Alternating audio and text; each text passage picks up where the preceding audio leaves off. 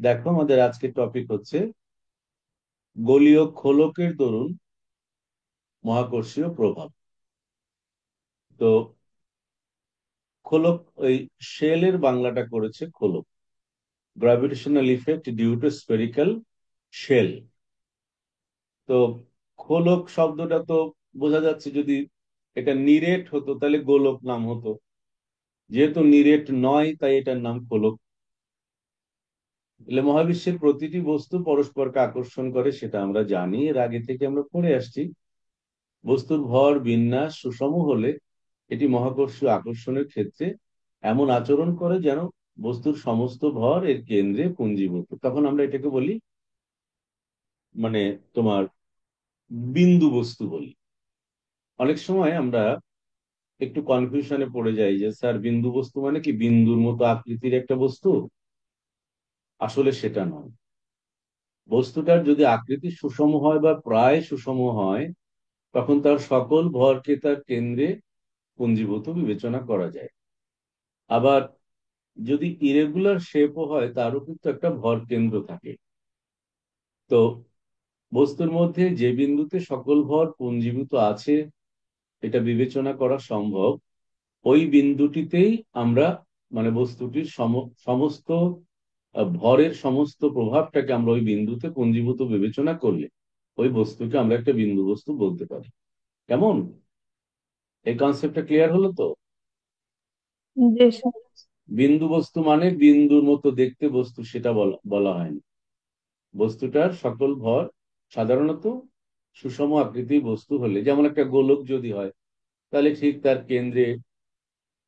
কেন্দ্রটাই হবে তোমার ভর কেন্দ্র, যদি সব জায়গায় ঘনত্ব সমান থাকে আর আকৃতি যদি সুষম হয় এভাবে। এখন আমরা স্মল আর ব্যাসার্ধের একটি গোলকীয় খোলক বিবেচনা করেছি, যার পুরুত্ব হচ্ছে খুবই নগণ্য, ব্যাসার্ধের তুলনায় খুবই কম। খোলকের কেন্দ্র হতে ক্যাপিটাল আর দূরত্বে, আমার কার্সরটা লক্ষ্য করবা, ক্যাপিটাল আর দূরত্বে পি বিন্দু, পি বিন্দুতে আমরা স্মল এম ভরের একটি বস্তুকে এখানে রেখেছি বা বস্তু কণাকে রেখেছি। এই কণার উপর এই মহাকর্ষীয়, মানে খোলকের যে ডিস্ট্রিবিউটেড ভর, তার দরুন এই বস্তুর উপরে মহাকর্ষীয় প্রভাব কতটুকু, সেটা আমরা হিসাব করব। এখন খোলকের উপরস্থ এ বিন্দুতে একটি ক্ষুদ্র অংশ পি বিন্দুর এম ভরকে আকর্ষণ করবে। এটা আমরা অবশ্যই যৌক্তিকভাবে বলতে পারি, কেননা বস্তুর ভর কম হোক আর বেশি হোক, অবশ্যই সেই ভরের দরুন একটি মহাকর্ষীয় বল অবশ্যই অন্য বস্তুর উপর আহ প্রযুক্ত হবে। সুতরাং আমরা যদি এই বিন্দুতে একটি ক্ষুদ্র অংশ বিবেচনা করি, সেই ক্ষুদ্র অংশটির কারণেও কিন্তু এম ভরের বস্তুটির উপর একটা আকর্ষণ প্রভাব কাজ করবে। তাহলে একইভাবে আমরা ধরে নিলাম যে এই বলের মান হচ্ছে F1, এবং মহাকর্ষ বল কি বল? মহাকর্ষীয় বল হচ্ছে আকর্ষণী বল। মহাকর্ষীয় বিকর্ষণী বল আমরা কখনো বলিনি, বা এ ধরনের কোনো বলের কথা আমরা এখনো শুনিনি। তাহলে এই হচ্ছে F1, এটা F1। কেননা আমরা যদি সমান পরিমাণে ক্ষুদ্র অংশ বিবেচনা করি, তাহলে আহ, তাদের কারণে প্রযুক্ত বলের পরিমাণ একই রকম হবে। এবং আমরা সূত্রের মধ্যে আরো একটা জিনিস জানি, যে এই বল বস্তু কণাদ্বয়ের বা বস্তুদ্বয়ের সংযোজক সরলরেখা বরাবর ক্রিয়া করে। তাহলে আমি এ এবং বি বিন্দু দুটি যদি ওই গোলকের একই আর্ক বা আম, এটাকে তুমি কি বলবে, বলয় বলতে পারো, একই বলয়ের উপরে যদি অবস্থিত হয়, তাহলে অবশ্যই এ এবং বি বিন্দু থেকে পি বিন্দুর দূরত্ব সমান হবে। বা তুমি বলতে পারো যে আমরা ওইভাবেই আমরা বলয়টা বিবেচনা করেছি যাতে করে তাদের দূরত্ব সমান হয়। তাহলে ভর এবং দূরত্ব উভয়ের উপরেই যেহেতু বল ক্রিয়া করে, তাহলে দূরত্ব সমান হলে এবং ভর দুইটা সমান হলে অবশ্যই বলের পরিমাণও সমান হবে। এখন এই যে অংশটা আমরা বিবেচনা করেছি, এই যে বলয়টা, তার থিকনেস এবং তার যে পুরুত্ব আমরা এখানে দেখতে পাচ্ছি, এটা মনে করো ডিএস তার ততটুকু ডিএস পরিমাণ চওড়া, এবং তার থিকনেস মানে হচ্ছে আমরা এই খোলকটি যে পাত দিয়ে বা যে পদার্থ দিয়ে তৈরি করেছি তার পুরুত্ব কতটুকু। তাহলে দেখো একটা জিনিস, দুটো বিষয় এখানে রয়েছে। এই জায়গাটা আমি একটু তোমাদেরকে বোর্ডে এঁকে দেখাই, তাহলে কথাটা আরো ক্লিয়ার বুঝতে পারবে আমি কি বলতে চাইছি। যখনই তুমি একটা বস্তুর আয়তন বের করতে চাইবে, তখন তোমাকে অবশ্যই তার পুরুত্ব এবং ক্ষেত্রফল দুটোই তোমার প্রয়োজন।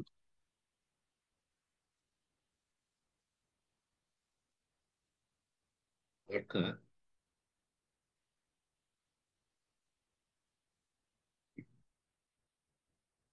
আমরা যে গোলকটা দেখছি সেটা তো কোনো না কোনো পাত দিয়ে বা ওরকম কোনো একটা পদার্থ দিয়ে তৈরি। তাহলে সেই পদার্থটার পুরুত্ব যতই কম হোক, সেই পাতটা যদি এরকম হয়, ধরো খুবই কম পুরুত্ব বিশিষ্ট একটা পাত, তাহলে তারও তো একটা পুরুত্ব আছে, আছে না? তাহলে এখন তুমি এখান থেকে যদি এই অংশটুকু কেটে নাও, এটা হচ্ছে তোমার প্রস্থ। আর ওই যে পুরুত্বটা রয়ে গেল, এই দুটো মিলে হচ্ছে তোমার আয়তন হবে। তখন ঘনত্ব দিয়ে গুণ করলে তুমি পেয়ে যাবে, ঘনত্ব দিয়ে গুণ করলে তুমি ভর পেয়ে যাবে। ঠিক আছে?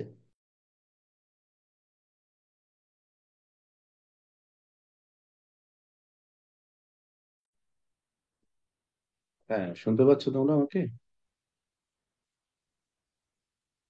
শুনতে পাচ্ছ? জি স্যার, শোনা যাচ্ছে।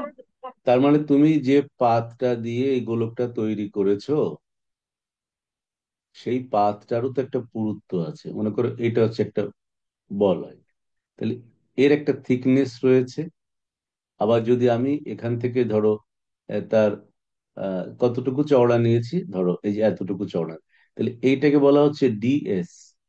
আর এই যে এই জায়গাটা হচ্ছে থিকনেস, পাতটা কতটুকু পুরুত্ব। তাহলে ওই থিকনেস এবং এই ক্ষেত্রফল, এই দুটো মিলে যখন আমি আহ, মানে এরিয়া ইনটু পুরুত্ব যখন করব, তখন আমি পাবো হচ্ছে আয়তন। আর আয়তন পেলে আয়তনকে ঘনত্ব দিয়ে গুণ করলে তখন আমি পাবো ওই অংশটুকুর ভর। বোঝা গেল? কথাটা বুঝতে পেরেছো? জি। তাহলে যদি ভর বের করতে হয়, তাহলে আয়তন ইনটু ইন্টু ঘনত্ব ঘনত্ব। করতে হবে। আচ্ছা, এখন আয়তন মানে হচ্ছে, মনে করো তোমার আহ কি বলে, ক্ষেত্রফল ইনটু পুরুত্ব ইনটু ঘনত্ব। আবার এই ক্ষেত্রফলটা অনেক সময় দৈর্ঘ্য ইনটু প্রস্থ হতে পারে। দৈর্ঘ্য ইনটু প্রস্থ ইনটু পুরুত্ব ইনটু ঘনত্ব। ক্লিয়ার? তাহলে এই হচ্ছে তোমার ভর। এখন যে অংশটুকু আমরা ওখানে আবার ওখানে ফিরে যাই, আমরা দেখি। আহ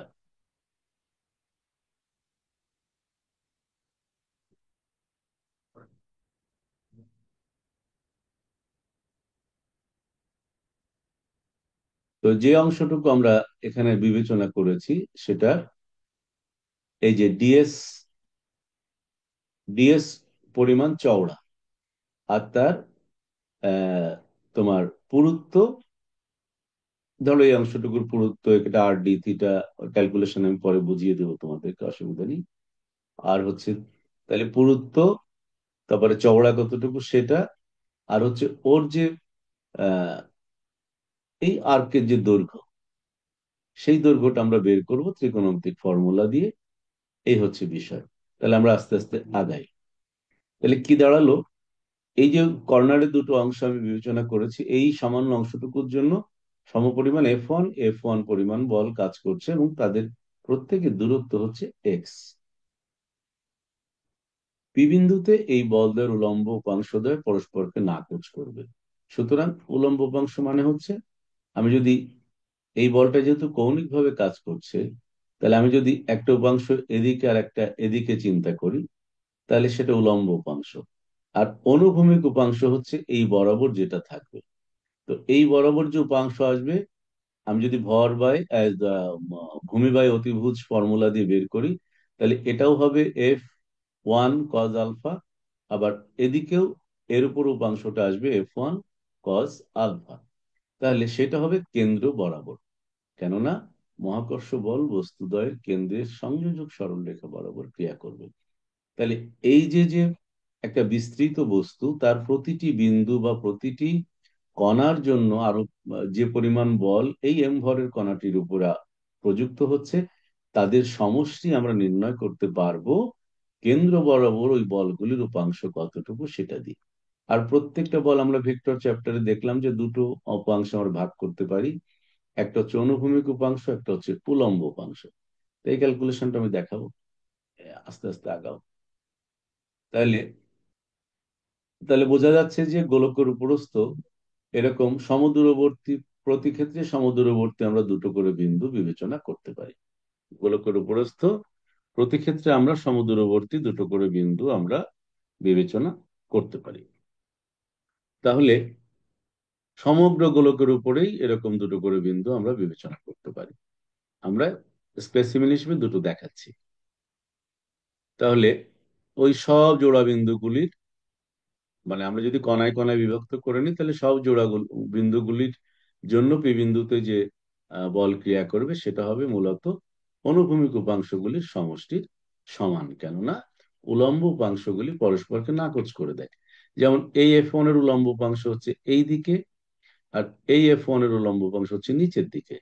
তাহলে এরকম প্রত্যেকটা বিন্দু, যদি এখানে একটা ধরো ওই উল্টা পাশে আর একটা ধরো, সেম ঘটনা ঘটবে। তাহলে পুরো গোলকটা রাউন্ড তুমি ঘুরে আসো, প্রত্যেক জোড়া বিন্দুর জন্য, মানে পরস্পর বিপরীত পার্শ্বে অবস্থিত বিন্দু তো, প্রত্যেকটা জোড়া বিন্দুর জন্য এই ঘটনাটা ঘটবে। আমরা কিন্তু এখানে জোড়া বিন্দুগুলো নিয়েছি পরস্পর বিপরীত আহ পার্শ্বে অবস্থিত দুটো বিন্দু। এখন একটা গোলক মানে তো তুমি একটা ক্রিকেট বল অথবা একটা লোহার বল কল্পনা করো, তাহলে তার প্রত্যেকটা এই এই বিন্দু থেকে তার প্রত্যেকটা আহ ইয়ের উপর, মানে পৃষ্ঠের উপরে প্রত্যেক ক্ষেত্রেই তুমি এক জোড়া করে বিন্দু পরস্পর বিপরীত পাশে অবস্থিত ধরে নিতে পারো। কল্পনা করতে পারছো জিনিসটা?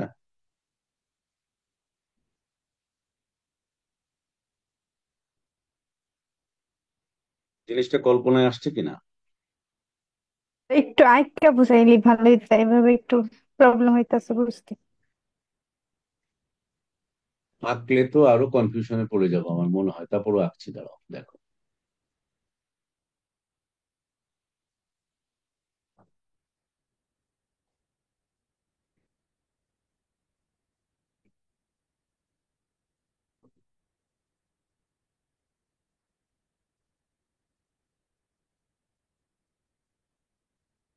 এটা মনে করো একটা গোলক, কেমন?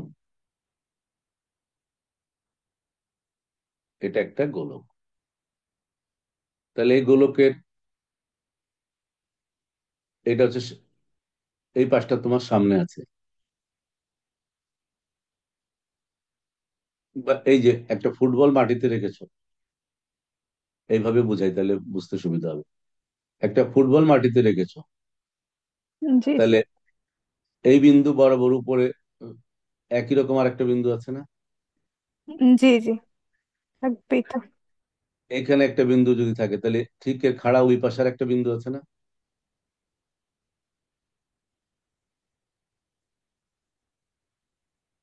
এটা গোলক তো, বৃত্ত না, তোমরা ভুল করছো বারবার। এটা গোলক।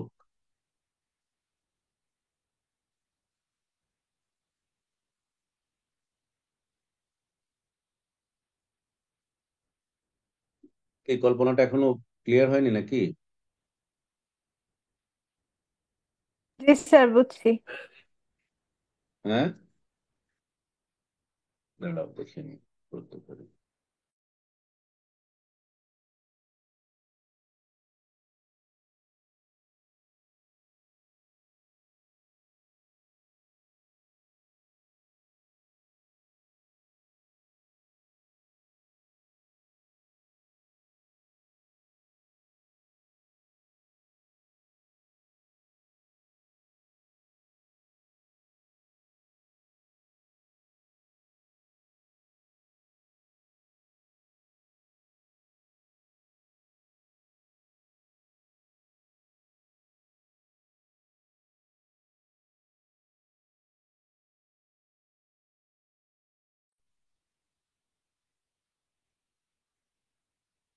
তোমরা আমাকে দেখতে পাচ্ছ? জি স্যার, দেখতে পাচ্ছি। এটা কি? এটা হচ্ছে একটা ফুটবল। এটাই হচ্ছে গোলক। জি স্যার। এটা পারফেক্ট গোলক কারণ এর ভিতরে খালি। জি জি, ফাঁপা ভিতরে। হ্যাঁ। তাহলে আমি এইখান থেকে যে বিন্দুটা, এখানে দূরত্ব, এই বিন্দুটা ঠিক উল্টা পাশে এখানে একটা বিন্দু আছে না, সেটার দূরত্ব একই হবে না? জি জি। জি তাহলে জি। এইখানে একটা বিন্দু, তার যে দূরত্ব, এইটা ঠিক উল্টা পাশে এখানে একটা বিন্দু আছে না? পিছন দিকে। জি জি জি। তাহলে এইভাবে আমি যত বিন্দু, যতগুলা বিন্দু চিন্তা করি সবগুলার। তার বিপরীত পাশে একটা বিন্দু আছে না? জি স্যার, থাকবে। জি। মাথায় ঢুকছে এখন? জি স্যার। জি। অর্থাৎ এটাকে বলছি জোড়া জোড়া বিন্দু। অর্থাৎ এই উপরে একটা বিন্দু, ঠিক তার অপোজিট সাইডে আর একটা বিন্দু, এটা হচ্ছে সমদূরবর্তী জোড়া বিন্দু। জি জি স্যার। বোঝা গেল? জি স্যার, বুঝতে বুঝতে পারছি। এবং অবশ্যই এই ফুটবলের যে কেন্দ্রবিন্দুটা আছে কল্পনা করো, সেখান থেকে এই কেন্দ্রের সংযোজক রেখার উপর এটা যদি অবস্থিত হয়, তাহলে এই বিন্দু সংযোজক রেখা ওই কেন্দ্রগামী রেখার সাথে যে কোণ উৎপন্ন করবে, ওই তোমার হুম হুম। নিচেরটাও একই কোণ উৎপন্ন করবে, কারণ এটা তো সুষম গোলক। জি জি, উপর থেকে যে কোনটা আসবে নিচে থেকে সেম। জি তাহলে স্যার, বুঝতে পারছি। উপরে হোক নিচে হোক, যাই তুমি ঘোরাও, সম প্রত্যেক সব দিকে ক্ষেত্রেই একই জোড়া জোড়া থাকবে। বিন্দু রয়েছে। ঠিক আছে? জি স্যার, এখন ক্লিয়ার হয়েছে। আচ্ছা, তাহলে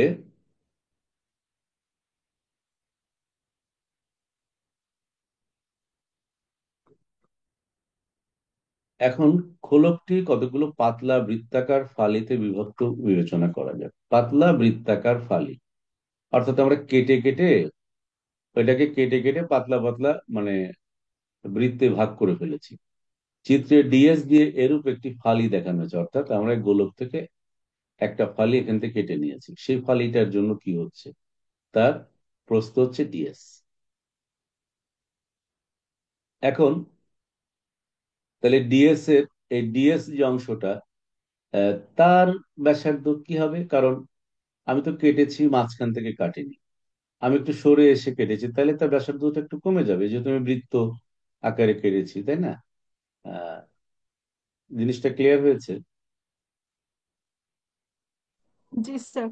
তোমার ফুটবলটা মনে করো একটা তরমুজ, এবং তার আকৃতিটা একদম ফুটবলের মতোই গোল।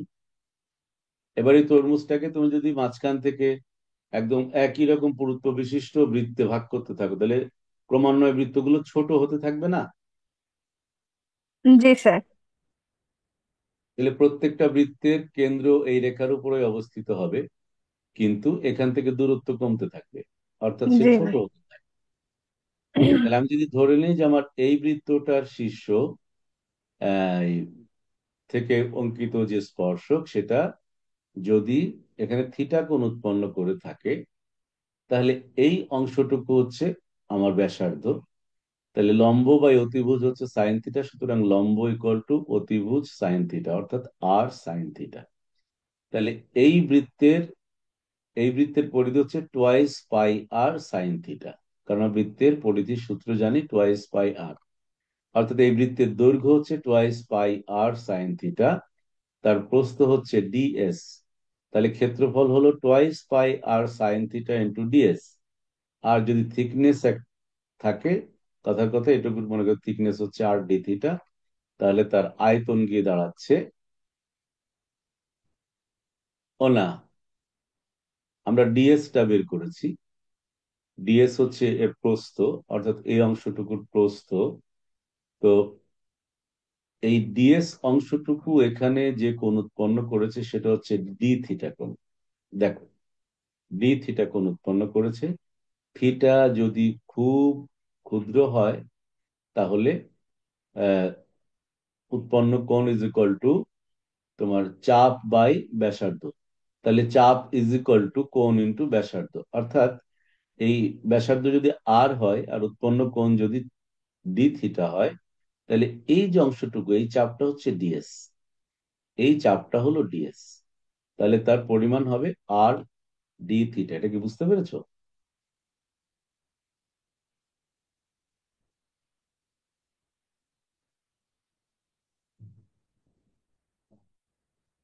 এই বিষয়টা কি ক্লিয়ার হয়েছে কিনা?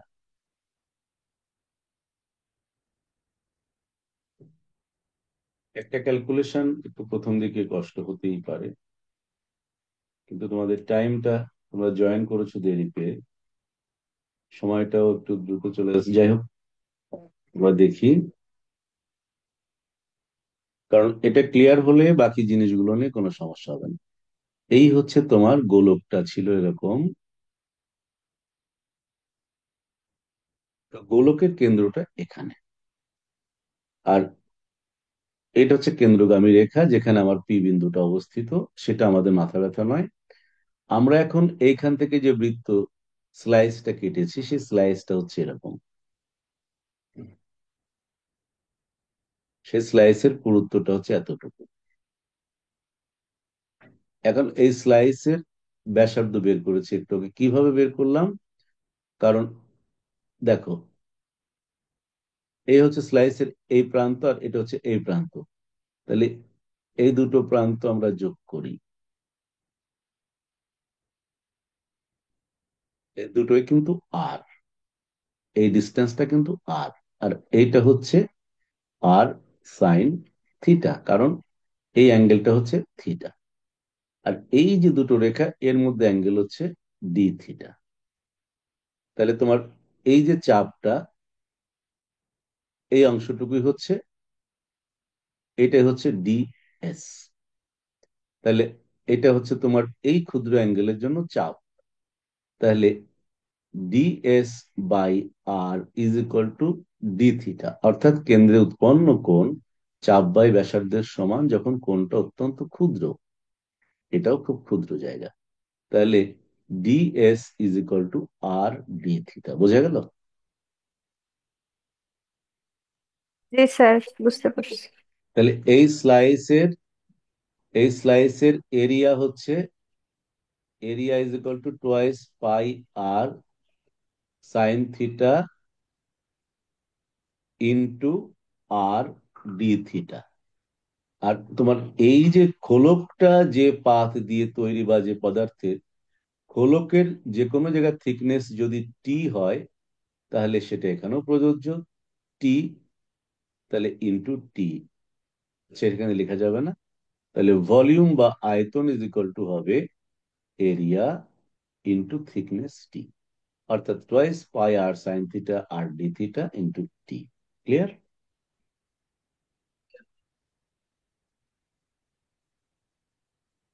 জি স্যার। এটা কিন্তু কঠিন কিছু না, একদমই কঠিন নয়। তো সেটাই আমরা এখানে আলোচনা করছিলাম। দেখো,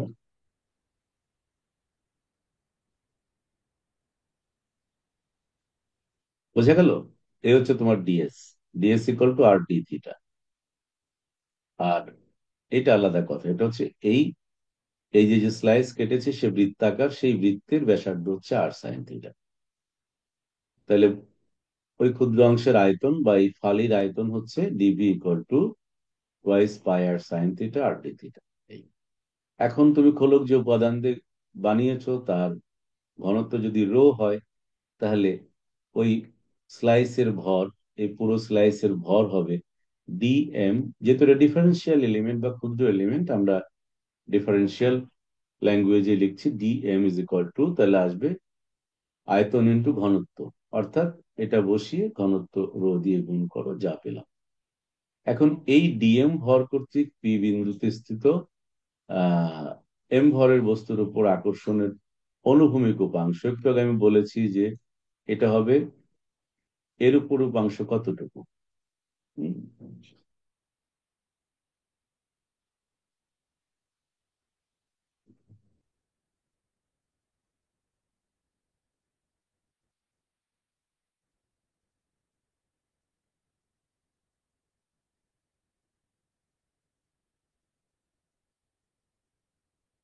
আমাদের প্রত্যেক দিকেই, যেমন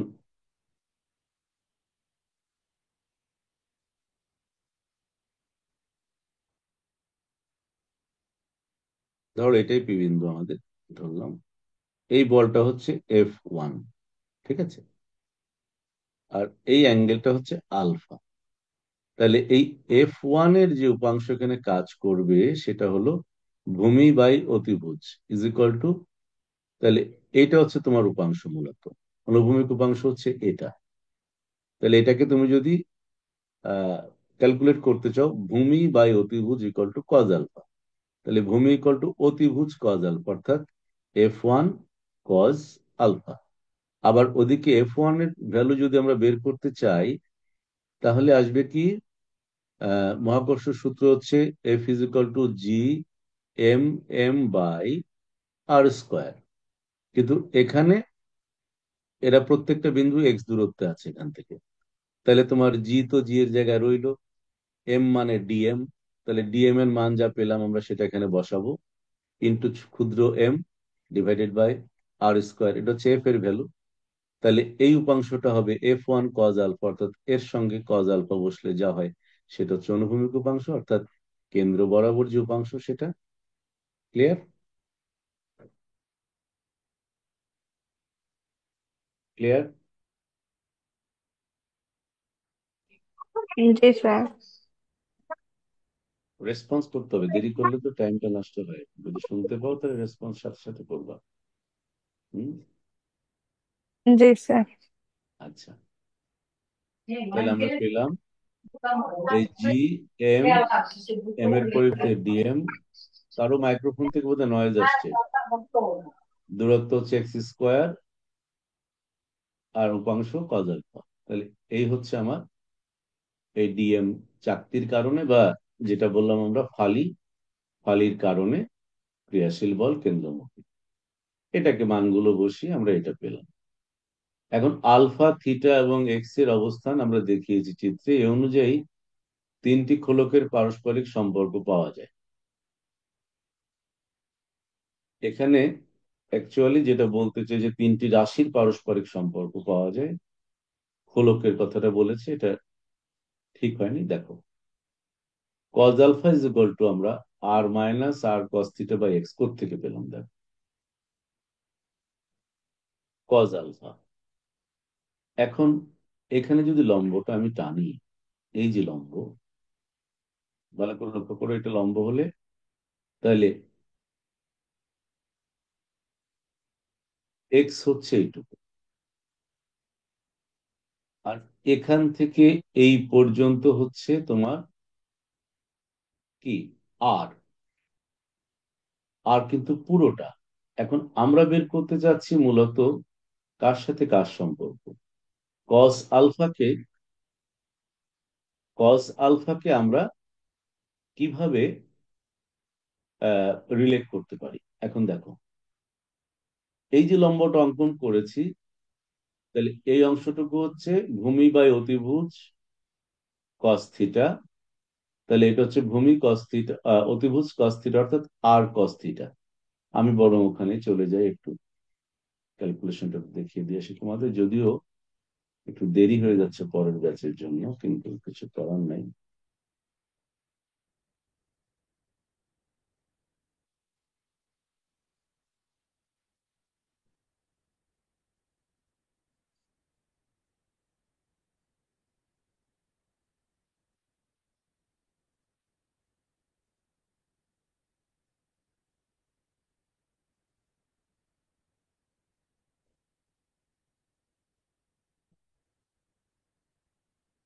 তুমি মনে করো তোমার এই বিন্দুটা হচ্ছে এ বিন্দু, এটা হচ্ছে বি বিন্দু, যেমন ছিল, এটার একটা নাম দাও এন বিন্দু। এটা মনে করো ও। তাই লক্ষ্য করো তোমার O P, O P is equal to হচ্ছে r, O N, O A, O N by O A is equal to cos theta. তাহলে O N is equal to O A cos theta, অর্থাৎ r cos theta, আর cos theta. এখন আমি cos alpha বের করব। এদিকে cos alpha is equal to হচ্ছে NP by AP. NP by AP. এখন NP মানে হচ্ছে, এনপি মানে হচ্ছে OP minus O N by AP. এখন এপি হচ্ছে এক্স, তাহলে ওপি মানে হচ্ছে ও থেকে পি পর্যন্ত হচ্ছে capital R minus O N মানে হচ্ছে r cos theta divided by AP মানে হচ্ছে এক্স। বুঝতে পেরেছো? তাহলে r minus r cos theta divide by x. এই ক্যালকুলেশনটা ক্লিয়ার হয়েছে? জি স্যার। আর কোনো কনফিউশন নাই তো? না। তাহলে চলে আসে, এবার কস থিটাকে আমরা ট্রান্সফার করে দিলাম। আবার চিত্র অনুসারে দেখো, তোমার এক্স স্কোয়ার ইকুয়াল টু আমরা কি লিখতে পারি? আমরা যদি এর সাথে রিলেট করি, তাহলে এক্স স্কোয়ারকে কিভাবে লিখতে পারি আমরা? দেখো, এই হচ্ছে তোমার, এটাই তুমি ত্রিভুজ ধরো, তাহলে এ হচ্ছে তোমার এক্স স্কোয়ার, এটা হচ্ছে এক্স, এটা হচ্ছে আর, আর এটা হচ্ছে আর সাইন থিটা। তাহলে আমরা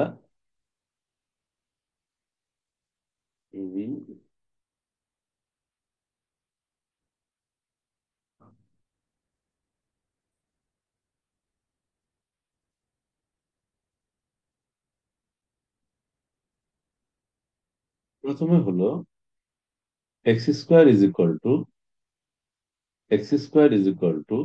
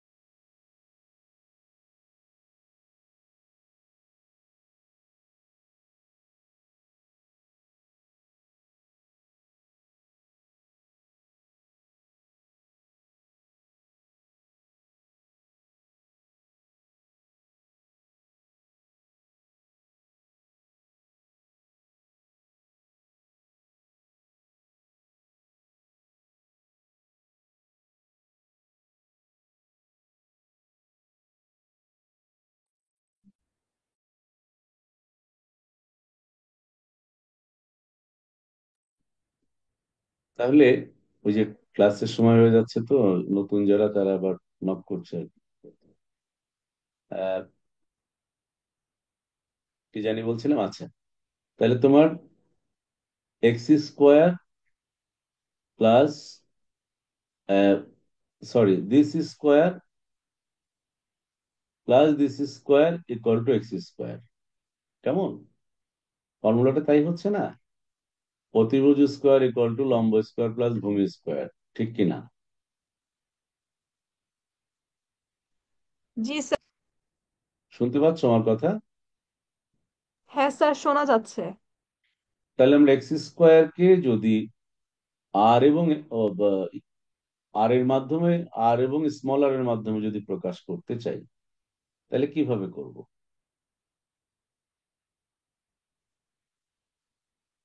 এই জায়গাটা মানে কি?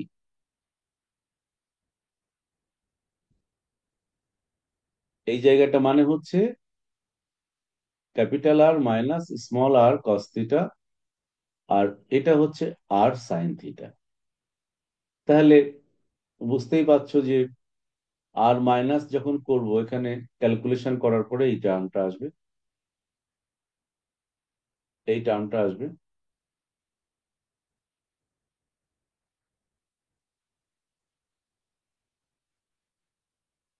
তোমার একটা বাহু হচ্ছে আর মাইনাস আর কস থিটা, আর একটা বাহু হচ্ছে আর সাইন থিটা।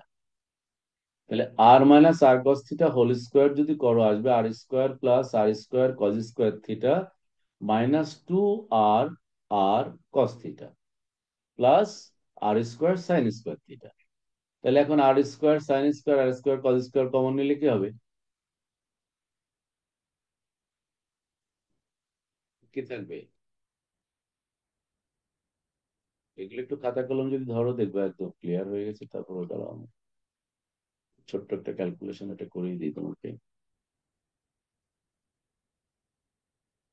এই ধরনের একটা ক্যালকুলেশন ভালো করে বুঝলেই হবে। দেখো, এই আমরা দেখলাম ও এন মানে হচ্ছে, ও এন মানে হচ্ছে আর কস থিটা, আবার এ এন মানে হচ্ছে আর সাইন থিটা। এখন এন এ পি ত্রিভুজে x square is equal to, এটা অতিভুজ, আর সাইন থিটা স্কোয়ার অর্থাৎ A N square plus N P square অর্থাৎ r minus r cos theta square. এটাকে যদি আমরা এক্সপ্যান্ড করি এখানে পাচ্ছি r square sine square theta plus r square plus r square cos square theta minus two r r cos theta. তাহলে এখান থেকে আর স্কোয়ার কমন নিলে sine square theta plus cos square theta plus r square minus two r r cos theta. এখন এটা one না?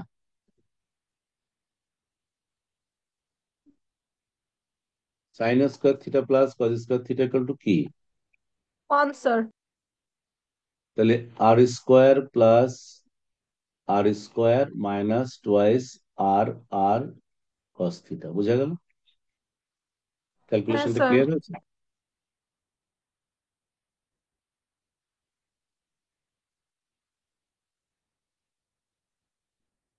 তাহলে এখন আমরা পুরা গোলকটির জন্য বের করতে চাইছি, এই জন্য আমরা সবগুলো প্যারামিটারকে একটা জায়গাতে নিয়ে আসছি।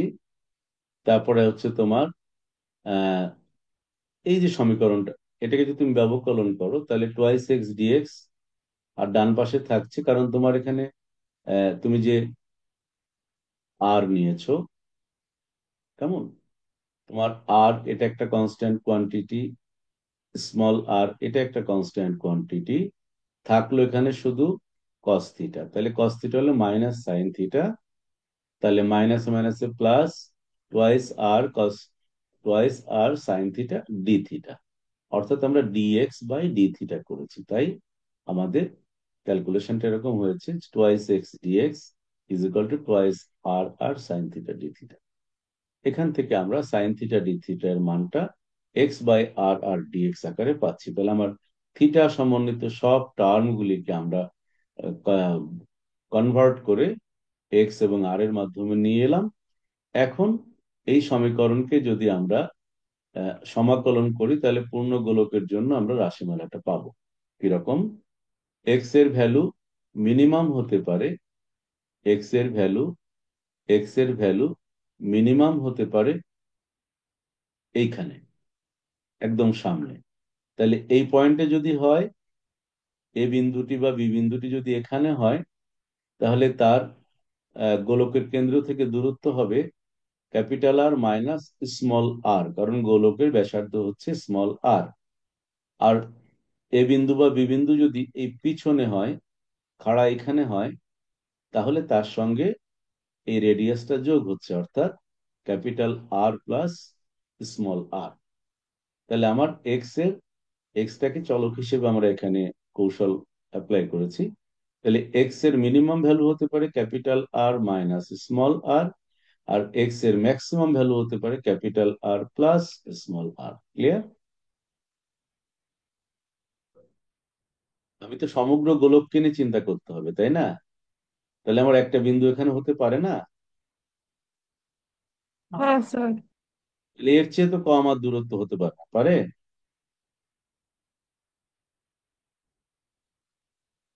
তোমরা কি শুনছো আমার কথা নাকি? জি স্যার, শুনতে পাচ্ছি। এইখানে যদি বিন্দুটি হয়, তার চেয়ে কম দূরত্ব কি আর সম্ভব? না স্যার। একইভাবে কেন্দ্র থেকে ঠিক বিপরীত পার্শ্বে যেটা আছে সেটাই সর্বোচ্চ দূরত্ব হবে গোলকের উপরস্থ কোনো বিন্দু, এবং সেটা হচ্ছে তার সঙ্গে এই ব্যাসার্ধটা যোগ হলে ক্যাপিটাল আর প্লাস স্মল আর হলো। এই ব্যবধির মধ্যে বা সীমার মধ্যে আমরা যদি সমাকলন করি, সমাকলন করলে আমরা রাশিমালাটা এরকম পাই, এবং এটাই হচ্ছে তোমার সম্পূর্ণ বলের রাশিমালা। অর্থাৎ এই হচ্ছে নির্ণয় আকর্ষণ বলের রাশিমালা, যেটা এই বিন্দুতে অবস্থিত একটি বস্তুর উপর কাজ করবে। ক্লিয়ার? তাহলে জি এটাই হচ্ছে স্যার। তোমার একটি খোলক।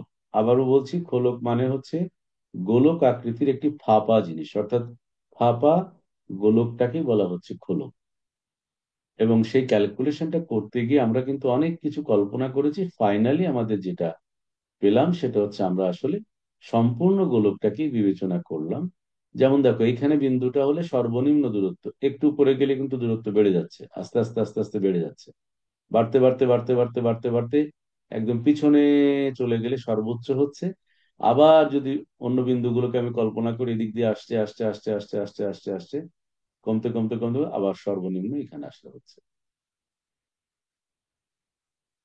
তাহলে লিমিট, তোমার চলক বা এক্স এর লিমিট হতে পারে, সর্বনিম্ন হতে পারে ক্যাপিটাল আর মাইনাস আর, সর্বোচ্চ হতে পারে ক্যাপিটাল আর প্লাস আর। ওকে?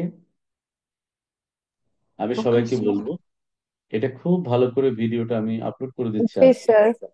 বারবার করে দেখো ক্যালকুলেশন গুলো যেগুলো আমি ভেঙে ভেঙে করে দিলাম, সেই কৌশলগুলো একটু লক্ষ্য করো। এরপরেও যদি নেক্সট ক্লাসে কোথাও অস্পষ্টতা থাকে আমি অবশ্যই আবার দেখব, কিন্তু এ- এই টপিকটার মধ্যে যেন কোনো প্রকার আন্ডারস্ট্যান্ডিং এ কোনো প্রকার কোনো গন্ডগোল না থাকে, এটা খেয়াল রেখো। তাহলে এই ধরনের যে কোনো প্রবলেম তোমাকে তৈরি করে দিলেও তুমি করে আসতে পারবে। ঠিক আছে? Okay sir. আমরা খোলকের বাইরের একটা বিন্দুর জন্য বের করেছি, আর তোমাদেরকে আমি একটু কাজ দিলাম, তোমরা এই ভিতরের যে বিন্দুটা আছে এই বিন্দুটা, অর্থাৎ পি বিন্দুটা যদি খোলকের ভেতরে ঢুকে যায় তখন কি হতে পারে সেটা ক্যালকুলেশনটা তোমরা দেখবে, না বুঝলে আমি তো রইলাম নেক্সট ক্লাসে।